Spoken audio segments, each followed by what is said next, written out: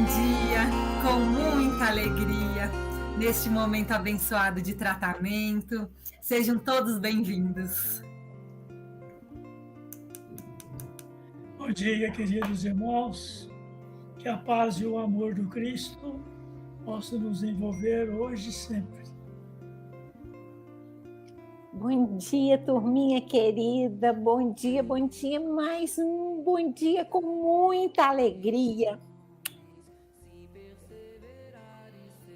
Um bom dia a todos, que Deus nos abençoe, que alegria nós estarmos aqui novamente, né? Muito bom dia para todos. Bom dia a todos. Depois de tantos bons dias tão lindos, né? A gente fica muito feliz. Que Jesus nos abençoe muito nessa manhã de hoje, mandando um bom dia especial para o nosso amigo Theo, que não está aqui hoje conosco. Um bom dia lindo para você, Theo. Bem, meus amigos, minhas amigas, nós estamos vendo aí tanta coisa boa nesses comentários, no chat, né? Que às vezes emocionam realmente a gente, sabe? E não só isso, né? Desde a música cantada pela nossa amiga Kátia, que fala sobre o Pai Nosso que estais no céu, santificado seja o vosso nome em favor de todos nós. E depois, Fausto vem inspirado para nos dar este brinde de luz nos seus comentários a respeito do versículo que hoje intitula o nosso trabalho. A Alda, nesta força de confiança, de alegria, de distribuir realmente este desejo em todos nós, cativar o nosso desejo, atrair o nosso desejo para o bem, para o amor. Então, nós não temos mais muita coisa, né, que acrescentar, a não ser umas reflexões em torno do texto completo de Emmanuel, que é o que nós vamos, então, a partir de agora, fazer. Este trabalho que Emmanuel nos deixou aí sobre o povo e o Evangelho. Ele se embasa no versículo 19:48 de Lucas, como já tinha dito o nosso amigo Fausto. E não achavam meio de lhe fazerem mal, porque todo o povo pendia para ele, escutando-o. Emmanuel comenta, então, a perseguição aos postulados do cristianismo é de todos os tempos. Nos próprios dias do Mestre Divino, nos círculos carnais, já se exteriorizavam hostilidades de todos os matizes contra os movimentos da iluminação cristã. Em todas as ocasiões, no entanto, tem sido possível observar a gravitação do povo para Jesus. Entre ele e a multidão, nunca se extinguiu o poderoso magnetismo da virtude do amor. Debalde surgem medidas draconianas da ignorância e da crueldade. Em vão aparecem prejuízos eclesiásticos do sacerdócio quando sem luz na missão sublime de orientar. Cientistas presunçosos, demagogos subornados por interesses mesquinhos, clamam nas praças pela consagração das fantasias brilhantes.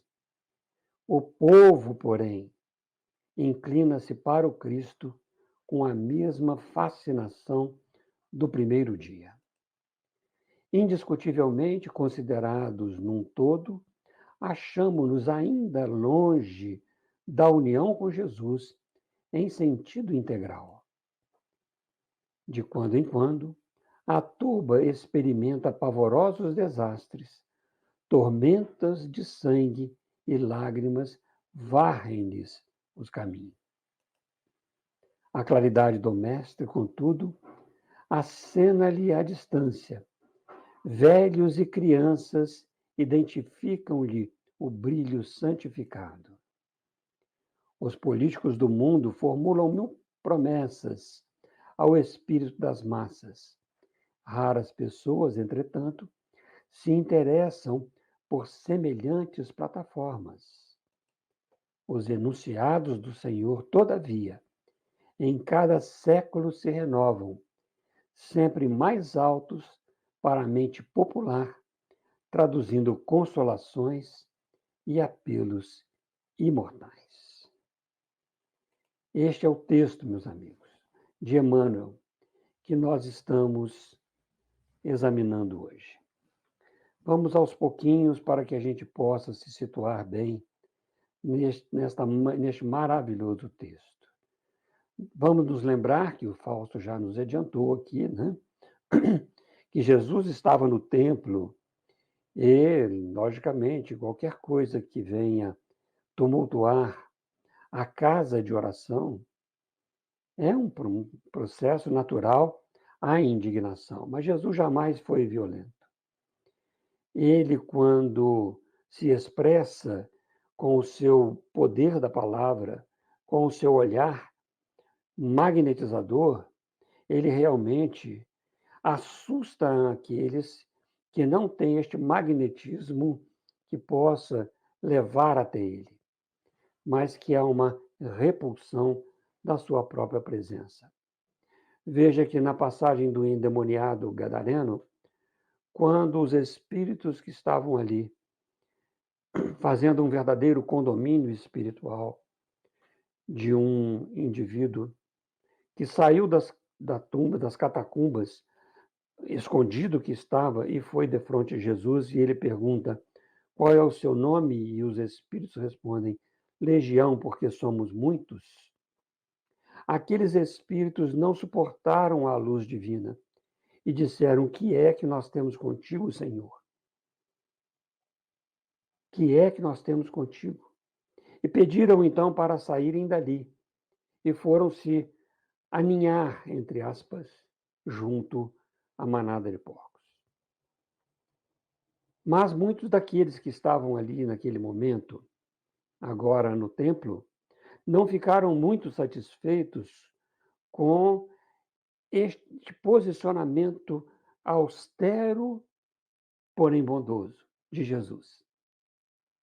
Bondoso. Bondoso porque ele jamais quis, em qualquer situação, ser violento com alguém. E dizendo que a minha casa é a minha casa de oração, mas fizeram dela covil de ladrões, ele estava fazendo com que aqueles refletissem na situação que estavam adotando o processo de aprender a amar mais. O que que eles estavam amando mais? Mais o dinheiro, a vida material, as conversações, a própria vida no sentido dos prazeres, ou amando mais esta luz divina, esta luz que pode brilhar com o esforço pessoal de cada um.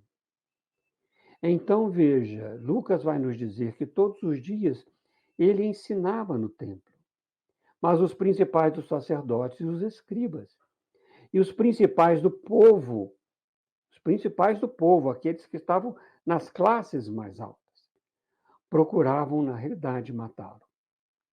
E aí, Emmanuel diz, e não achavam meio de o fazer, porque todo o povo pendia para ele, escutando-o, como se fizesse um escudo de proteção, mas simplesmente para ouvir aquela palavra.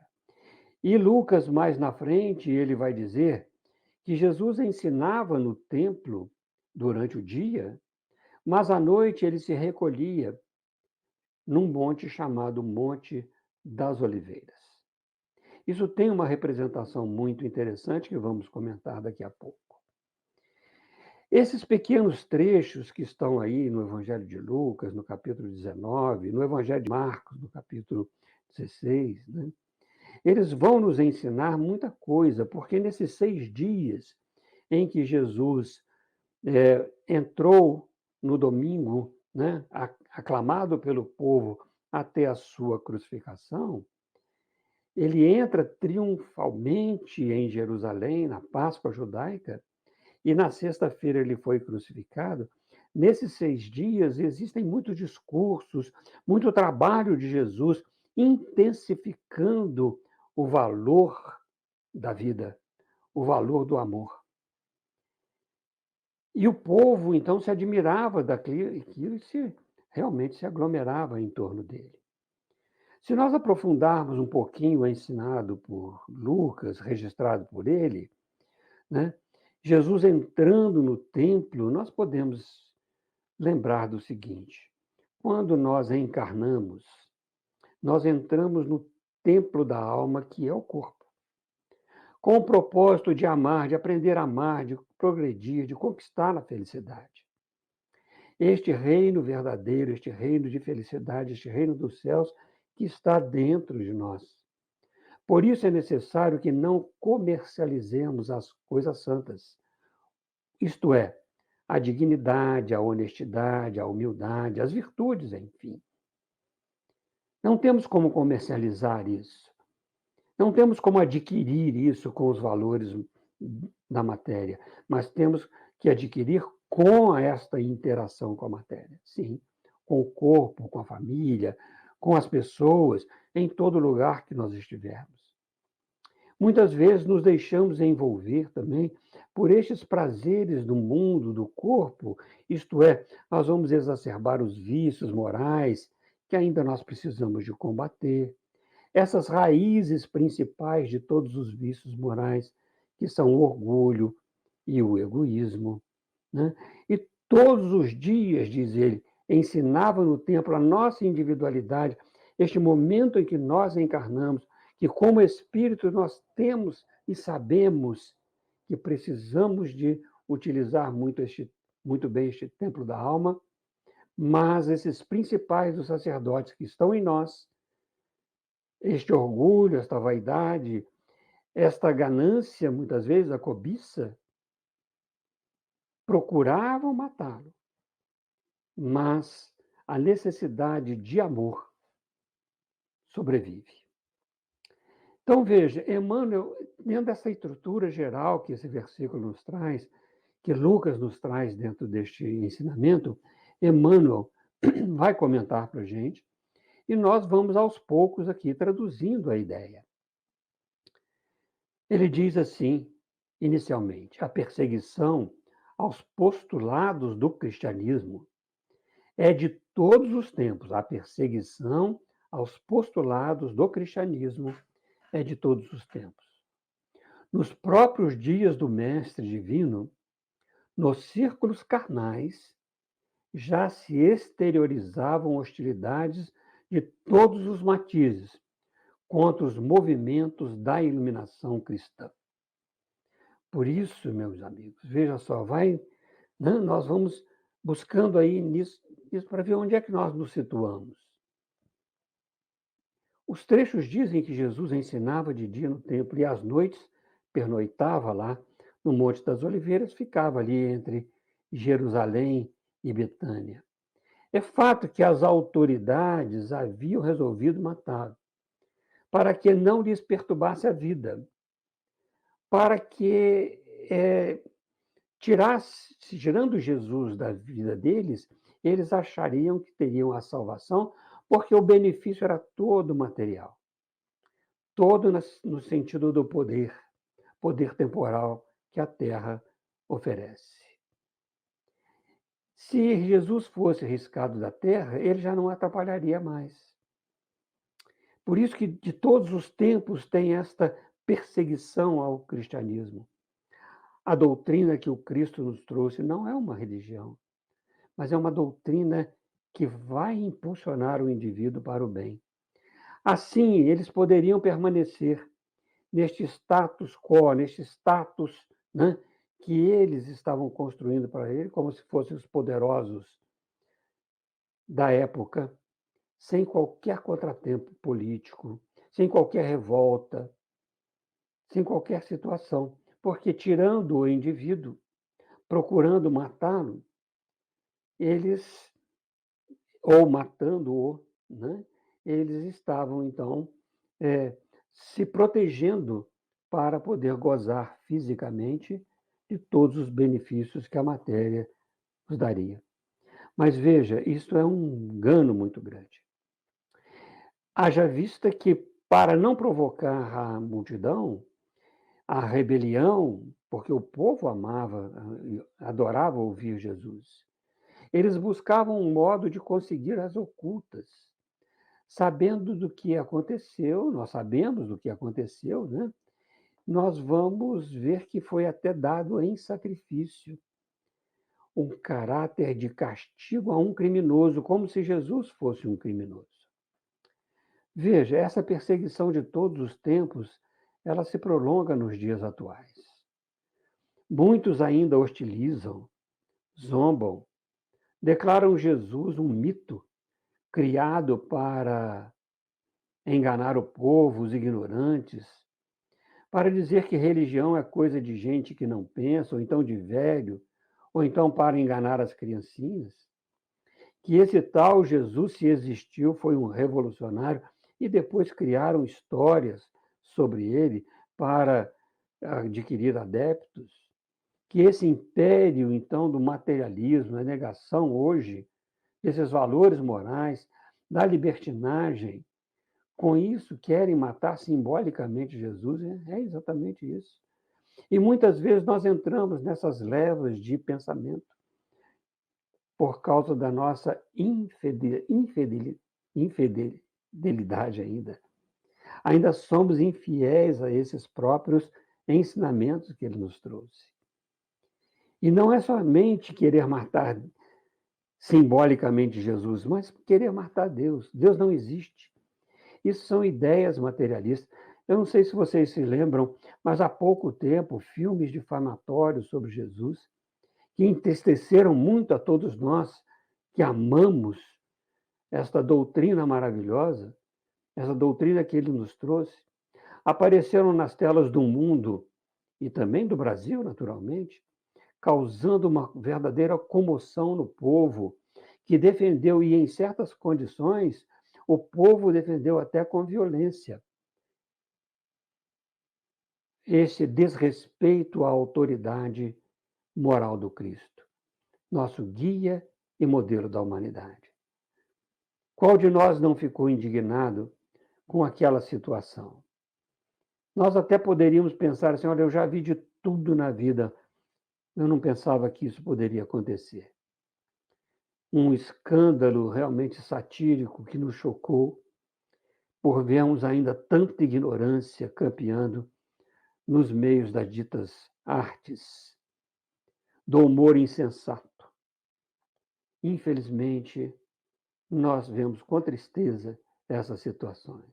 Mas é uma tristeza que não nos revolta, porque nós sabemos que dia mais dia, um momento virá em que todos estes reconhecerão Jesus como o grande apóstolo do amor, o grande Filho de Deus, como todos nós somos, mas que nos serve de guia e de modelo. Lógico que as almas que ainda se desesperam, porque têm que fazer esforço para o bem, para o amor, elas acham um jeito de tentar matar Jesus. E pensam esses infelizes que matam Jesus. Mas ele continua vivo, vivo, indestrutível. Sua palavra toca o coração. Faz crescer em nós aqueles que estamos aprendendo verdadeiramente a amar. Estamos aprendendo a amar. Toca em nós. Dá força a nós para que nós edifiquemos a fé, a esperança e esta força da caridade.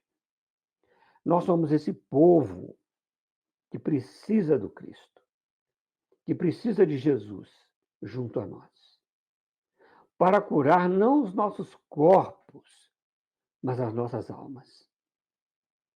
As nossas almas ainda que perambulam por aí em caminhos tortuosos. Por isso nós somos atraídos por este amor de Jesus. Veja só o que Emmanuel disse para nós nessas frases seguintes. Em todas as ocasiões, no entanto, tem sido possível observar a gravitação do povo para Jesus. Entre ele e a multidão, nunca existiu o poderoso magnetismo, nunca se extinguiu, desculpe, o poderoso magnetismo da virtude e do amor. Nunca. O amor, ele atrai a todas as pessoas. Aquelas que não se deixam levar nessa atração sofrem.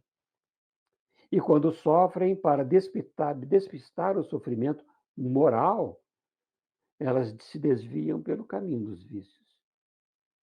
Realmente, esse magnetismo de Jesus nos atrai. Quando esquecido e desprezado, quando nós estamos muito desprezando, nos voltando em outras situações que o mundo inteiro, né, que possam realmente a ter a ideia de estar matando Jesus, ele retorna. Ele retorna em outras circunstâncias, como ele retornou no Consolador prometido, e que o Fausto muito bem lembrou, o capítulo 6 do Evangelho segundo o Espiritismo, o Cristo Consolador. Pois ele sabia o que ia no coração dos homens e as suas necessidades. Sabia também dos seus preconceitos.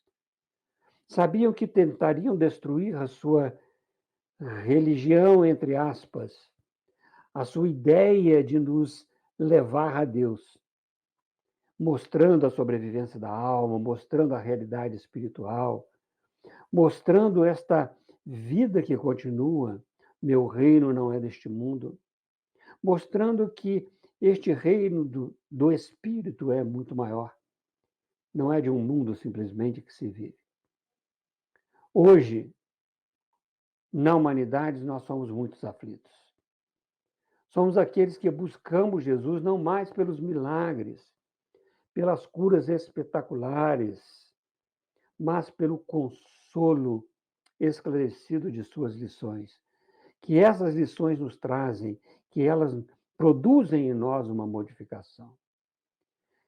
Pela direção que damos à nossa própria vida, quando encontramos esses esclarecimentos com clareza, nós modificamos realmente o nosso ambiente, onde que nós estivermos, as situações que nós passamos, sem desespero, com tranquilidade. Muitas vezes com uma tristeza justa, mas não uma tristeza doentia, do pânico ou uma completa indiferença em relação às situações. Mas uma tristeza que nos leva muitas vezes também ao arrependimento, como diz Paulo, para nós. Essa tristeza que vem de Deus, ou seja, vem do ser imortal que somos por causa dos nossos próprios desvios, gerando arrependimento para que possamos continuar a nossa caminhada. Arrependermos, sim, das situações ruins que fizemos, daquele mal que nós procuraríamos a fazer neste templo da alma, que é o nosso próprio corpo, são as relações que nós interagimos constantemente. Por isso são tantos os que buscam este Consolador prometido, este cristianismo redivivo, na figura dessa doutrina maravilhosa que é o Espiritismo, pois que é a estes que buscam realmente este povo, que busca esse magnetismo de Jesus, é que o Espiritismo se dirige diretamente. Bem-aventurados os aflitos, disse Jesus, e todos nós entramos neste caminho da aflição. Não resta a menor dúvida. Diz também para nós, lembrando das nossas responsabilidades pessoais, dos felizes do mundo, pois os deserdados, os desesperados, os aflitos encontram aí novamente Jesus em sua plenitude. Onde? Neste Consolador prometido. E é o que nós temos buscado. Olha como as ideias, como o pensamento de Jesus, como as suas palavras, elas nos tocam com muito mais profundidade, porque estamos esclarecidos por esta luz divina que Ele mesmo trouxe para nós sob o nome de Cristianismo Redivivo, doutrina espírita. Quem não encontra consolo, por exemplo, com a certeza de que seu filho querido, que partiu precocemente, está vivo? Quem é que não encontra consolo nisso? Kardec traz na Revista Espírita, de 1858, de janeiro, o caso de uma senhora que havia, o seu filho, meses antes, ela filha única, de 14 anos. Ela faleceu e era um objeto de ternura, era uma pessoa que tinha muita alegria, né, e muito digna. Realmente ficaram esses lamentos desta senhora, a mãe dela, pelas condições que ela pretendia tornar a sua filha, aquela visão futura.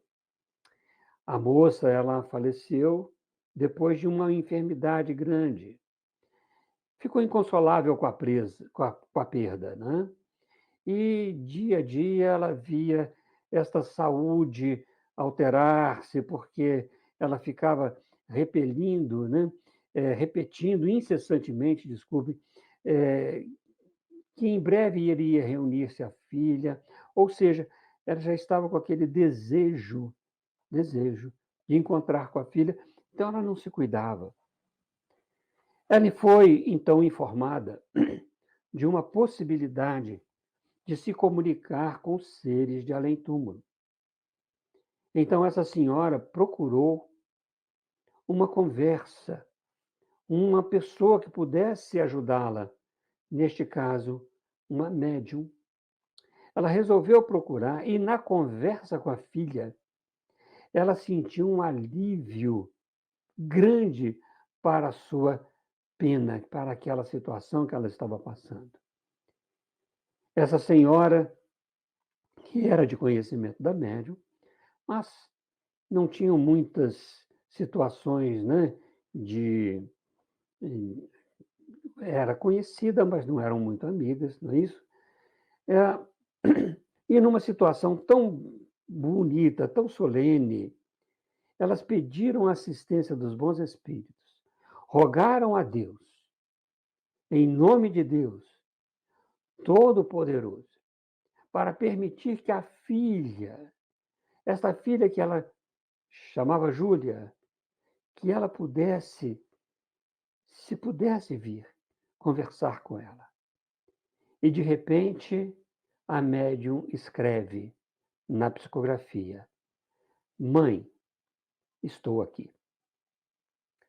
Mãe respondeu: És tu, minha filha, que me respondes? Como posso saber que és tu? A filha responde: Lili, só a mãe conhecia, a família em si conhecia aquele apelido carinhoso. Era um apelido familiar, dado à moça na sua infância. Nem a médium sabia, e diz Kardec, nem eu sabia, pois ela estava junto a Kardec. Então, há muitos anos, elas só chamavam assim, a Júlia. E este sinal de identidade foi evidente. Ela não pôde dominar a sua emoção. E a mãe, então, rompe em soluços. E Júlia diz: Mãe, por que te afliges? Sou feliz, muito feliz, não sofro mais e vejo-te sempre. A mãe: Mas eu não te vejo, onde estás? E ela disse: Aqui do teu lado, com a minha mão sobre a mão da senhora X, a médium, para que ela escreva o que eu te digo. Vê a minha letra. A letra era realmente igual à da moça. Então, veja, meus amigos, este é um exemplo. Inúmeros exemplos nós vemos nas cartas que Chico de Xavier trouxe, para aquela fase do consolo, ele levar esta orientação aos pais, aos filhos, aos esposos, às esposas que, entre aspas, perderam os seus amores nesta vida física, mas que a vida continua radiante, bonita. Mãe, estou aqui. O que mais pode oferecer? Qual é a ideia que pode oferecer mais consolo do que este Consolador prometido? Do que este cristianismo redivivo? Não tem. Por isso que Jesus está sempre. Quando a gente esquece dele, ele volta de uma outra forma, para que nós não nos lembremos mais daquele mito que fizemos, mas da realidade que ele nos trouxe. Essas coisas são maravilhosas. Não há como a gente não se emocionar quando vemos. Todos nós que já passamos por essas experiências, sabemos como é consolador este momento de diálogo com aqueles que partiram. Nós temos as cartas consoladoras, que as pessoas se identificam dentro daquela ideia e que trazem esta luz brilhante da imortalidade para nós. Agora, Emmanuel vai colocando ainda para a gente que debalde surgem medidas draconianas da ignorância e da crueldade. Então não adianta essas medidas, né? Que a ignorância desses princípios espirituais às vezes querem implantar. E a crueldade também, porque muitas vezes implantam isso tudo para que sejam destruídos esses valores espirituais. Diz Emmanuel, em vão aparecem os prejuízos eclesiásticos do sacerdócio quando sem luz na missão sublime de orientar. Cientistas presunçosos, demagogos, subornados por interesses mesquinhos, clamam nas praças pela consagração das fantasias brilhantes. Comentamos um pouco atrás sobre esses tristes episódios de difamação injustificável da figura excelsa de Jesus. Assim, então, como outrora, né, em que as autoridades faziam essas vistas cegas aos vendilhões do templo, as autoridades do mundo, e vamos pensar neste último século, pouco menos nessas últimas décadas, principalmente em nossa sociedade, essas autoridades promovem a destruição do Instituto da Família, o desrespeito ao belo, ao bem social, porque os interesses mesquinhos aparecem, os interesses do mando, da liberdade sem responsabilidade, chamado libertinagem, a falência educacional, onde muitos homens ditos de ciências, diplomados, subornados por atenderem aos seus interesses pessoais, ou a chamada liberdade libertina de expressão, acenam com ideias extravagantes para que possam permanecer no poder, combatendo o verdadeiro ensino do Cristo. Diz Kardec para nós que o poder um dia será da autocracia intelecto-moral. Nós não vamos ter futuramente, quando conseguirmos, na realidade, trabalhar essas condições morais que nos encontramos, uma autocracia pelo suborno, pelas situações indesejáveis, pela mesquinharia do poder, pelo poder. Não. Nem fazendo as coisas obscuras ou às escuras para que elas não sejam vistas pelo povo. Não. Mais tarde nós teremos uma aristocracia moral. A aristocracia digna de realmente os espíritos que são aqueles que vão buscar e vão fazer com que este planeta se melhore. Todos, independentemente da ideia religiosa, independentemente da filosofia que adotam, mas todos vão trabalhar, porque cada um vai trabalhar em si, modificando-se a si mesmo para que a massa possa modificar-se.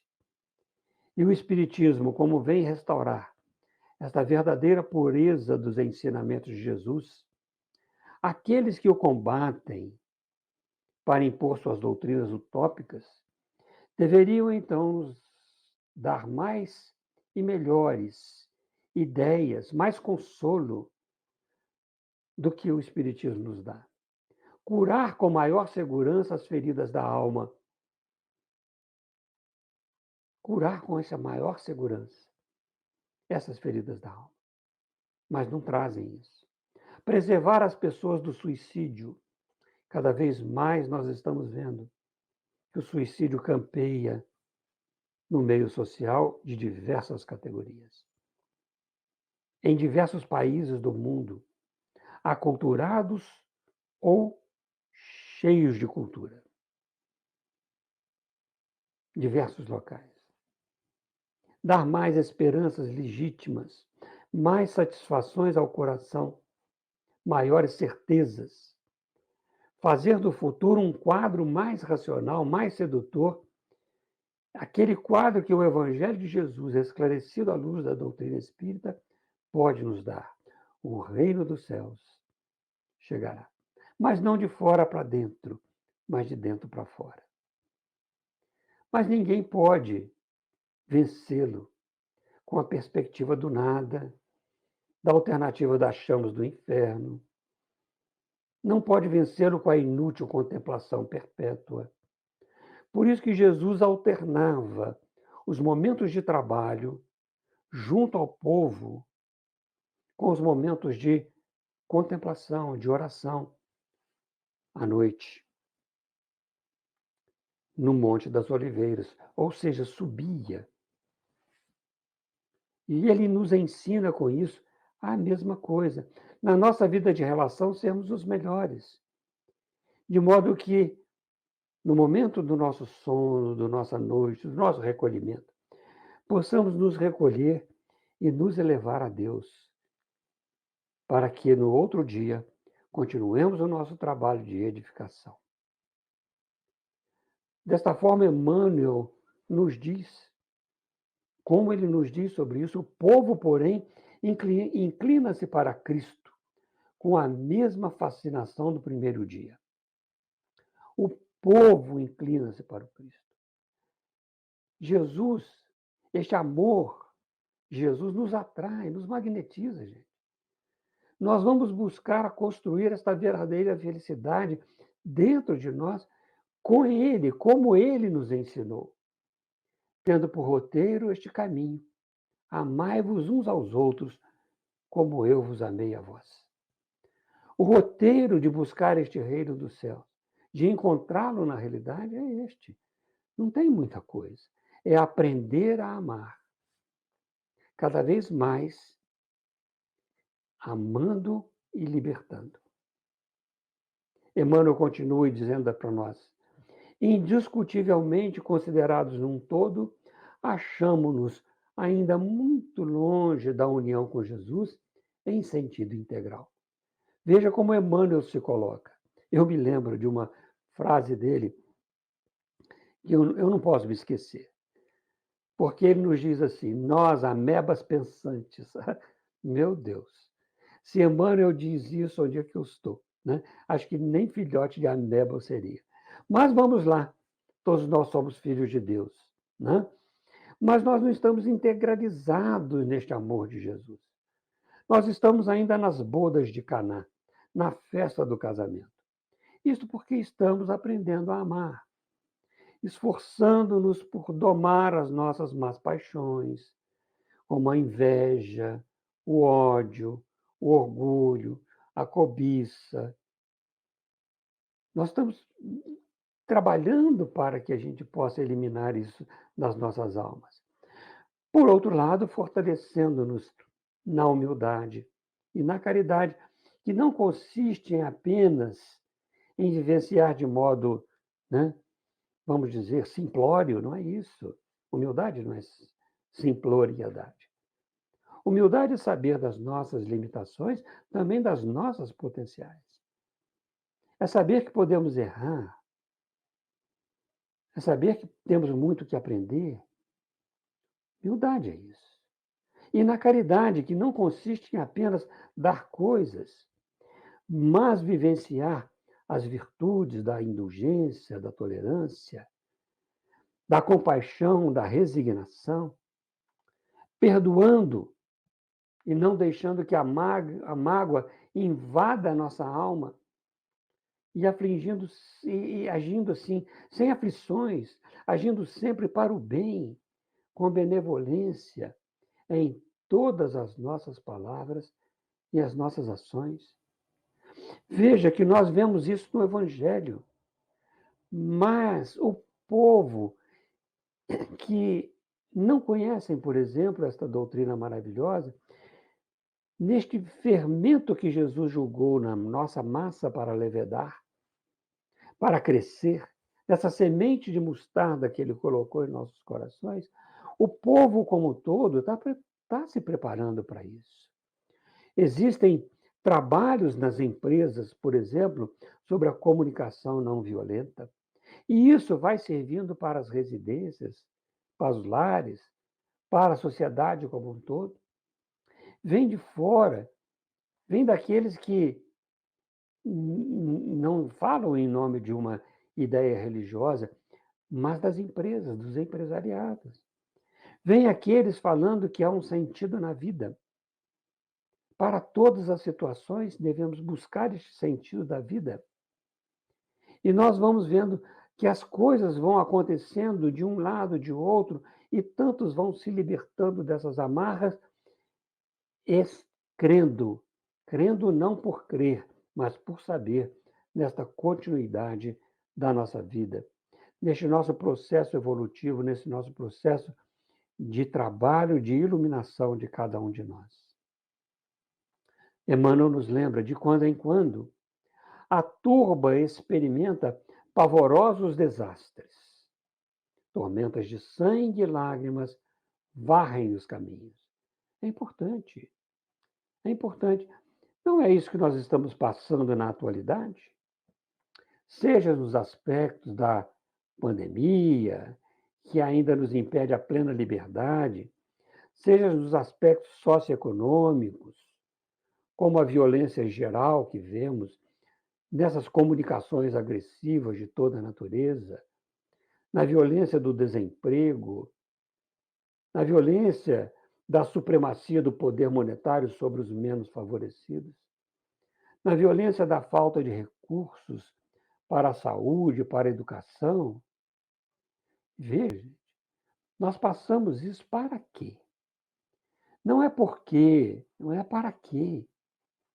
Para que nós possamos acordar que a vida não é só isso que se vê, como diz o poeta. Ela é um pouco mais. Os olhos não conseguem compreender, as mãos não ousam tocar, os pés não conseguem pisar. Veja, isso está nos falando que há algo mais que está acima, muitas vezes, da nossa capacidade de ver. Mas é para isso. Então, nós estamos aí na misericórdia divina, passando por tudo isso para o nosso desenvolvimento espiritual, para o nosso desenvolvimento intelecto-moral. De quando em quando, a turba experimenta pavorosos desastres, tormentas de sangue e lágrimas varrem dos caminhos, sim. A turba passa isso para esse despertamento. E muitos ainda se desesperam. Por isso diz Emmanuel, a claridade do mestre. Contudo, acena-lhe a distância. Olá, eu estou aqui. Eu sou o caminho da verdadeira vida. Eu sou o caminho, a verdade e a vida. Diz Emmanuel, velhos e crianças identificam-lhe o brilho santificado. Como nos diz a linguagem vulgar, existe luz no fim do túnel. É isso mesmo. Velhos e crianças, por quê? Por que Emmanuel diz isso? Velhos é a experiência da vida, um direcionamento amadurecido das próprias ideias. Crianças, a inocência, a simplicidade, a singeleza, a esperança renovada. Veja que nós estamos entrando já numa fase, eu na minha idade, e muitos de nós, estamos entrando nessa fase em que, quando a gente enxerga bem e olha no espelho, as rugas aparecem. Velho no corpo, experiência na alma. Porque vamos reencarnar depois, crianças. A inocência, a simplicidade, a singeleza, uma esperança renovada. Então não tememos a morte. Porque identificamos em Jesus, tanto velhos e crianças, que estamos assim neste florescer e no alvorecer da vida. Identificamos em Jesus, à luz desses ensinamentos santificados pelo Espiritismo. Identificamos Jesus aí. Este Espiritismo evangélico, que é o Consolador prometido, e pela voz desses seres redimidos, que vêm da espiritualidade nos falar, espalham essas luzes divinas por toda a terra. Vão restabelecendo a verdade e levantando o véu, como nos diz Emmanuel em outro texto, que cobre os ensinamentos na sua feição de cristianismo redivivo, a fim de que os homens despertem para a era grandiosa da compreensão espiritual com o Cristo. Emmanuel, então, vai encerrando e diz que os políticos do mundo formulam 1000 promessas ao espírito das massas. Raras pessoas, entretanto, se interessam por semelhantes plataformas.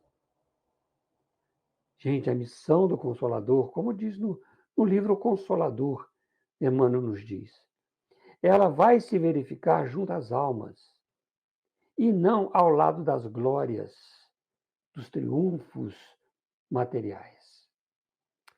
Vai esclarecer o erro, onde quer que esse erro se encontre, e realmente trazendo, revelando uma luz verdadeira, pelos atos e pelos ensinamentos, aqueles que abraçamos com sinceridade o Evangelho, o espírita cristão, o espírita sincero, vai se enriquecendo dos valores da fé e vai também representando o operário da regeneração, com certeza, no templo do Senhor, na terra, onde todos os homens se agrupam em vários departamentos, em várias situações diversas, mas um é só o Mestre, que é Jesus Cristo, e que nos atrai com este todo amor.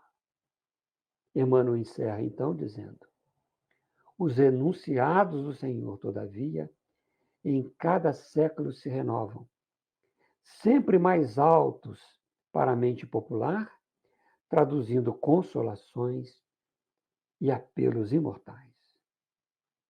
Contudo, gente, o que está nos acontecendo? Podemos realmente, com o ensinamento de Jesus, tirar o melhor proveito das lições imortais que ele nos trouxe. Podemos. Perseguido pelos que queriam matá-lo, como vimos em Lucas, que ensinava de dia no templo e à noite orava, e o povo se agregava a ele. Lucas diz, e não achavam meio de lhe fazerem mal, porque todo o povo pendia para ele, escutando-o. Essas palavras de vida eterna não tem como abafá-las. Tiramos daí esta lição para o nosso aproveitamento. A necessidade desta alternância do trabalho, das horas do dia, a serviço da multidão, a serviço nas relações sociais que estabelecemos, com um período que nós não podemos deixar de ter, desta nossa conexão com os nossos amigos espirituais, com Deus, com esta equipe protetora, por exemplo, do Dr. Bittencourt, que nos traz esta força, esta confiança para vencermos um mal físico, muitas vezes, mas muito mais para que possamos elevar espiritualmente, na paz, na meditação, simbolizada pelo Monte das Oliveiras, podemos levar a paz onde nós estivermos, modificando a nossa alma para melhor, aproximando-a do amor do Cristo. Agora, na realidade, esta humanidade sendo tão necessitada, né, o serviço deve começar bem cedo, na madrugada, no nosso trabalho, no lar, na via pública, que deve construir e deve se constituir, qualquer que ele seja, um templo de amor e de dedicação. Meus amigos, amigas queridas, este dia foi dia de muitas reflexões para todos nós. Lembramos que começamos com o Pai Nosso que estás no céu. A bela música trazida pela Kátia.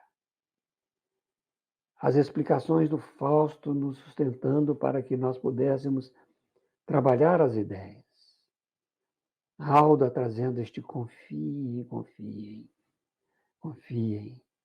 Não vamos esquecer. E vamos de almas ajoelhadas dizer: Pai de infinito amor e misericórdia, encontramos-nos aqui, buscando o amparo dos seus mensageiros, principalmente daquele que veio iluminar as nossas almas com o Evangelho, e daqueles que, com o Evangelho redivivo, trouxeram-nos para nós a maior claridade possível à nossa razão e a maior profundidade de sentimento em nossos corações, das lições maravilhosas que este seu Filho, nosso Senhor Jesus Cristo, trouxe para nós, a fim de que possamos continuar a nossa vida em caminho reto, Senhor, em direção a este amor irresistível. Muito obrigado, Senhor. Muito obrigado por tudo. Abençoe-nos a todos nós. Que assim seja.